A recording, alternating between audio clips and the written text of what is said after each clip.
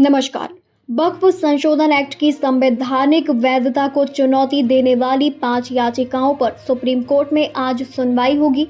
Supreme court ने 17 अप्रैल को इन याचिकाओं पर सुनवाई करते हुए वक्फ संपत्तियों को डी नोटिफाई करने, सेंट्रल वक्फ काउंसिल समेत बोर्ड्स में नई नियुक्तियों पर रोक लगा दिया था। सर्वोच्च न्यायालय ने इन याचिकाओं पर सरकार से जवाब मांगा था और याचिकाकर्ता को भी इस जवाब पर रीजॉइंडर दाखिल करने के लिए समय दिया था। बता दें, वक्फ संशोधन कानून को लेकर केंद्र सरकार की ओर से दायर हलफनामे में वक्फ बाय यूजर को सही बताया गया। अल्पसंख्यक मामलों के मंत्रालय की ओर से सर्वोच्च न्यायालय में दिए गए 1332 पेज के हलफनामे में पुराने वक्फ कानून के प्रावधानों का हवाला देते हुए कहा गया है कि वक्फ बाय यूजर सहित वक्फ संपत्तियों का रजिस्ट्रेशन साल 1923 से ही अनिवार्य है। सरकार ने कहा कि वक्फ एक्ट 2025 आस्था और पूजा के मामलों को अछूता छोड़ता है और मुसलमानों की धार्मिक प्रथाओं का सम्मान करता है।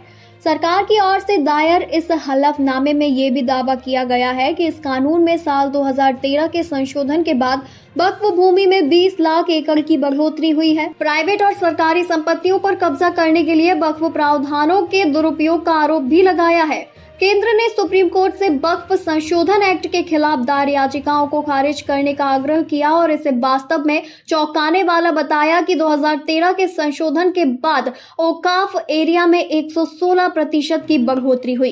केंद्र सरकार की ओर से दायर हलफनामे के जवाब में all India Muslim personal law board ने भी हलफनामा दायर किया।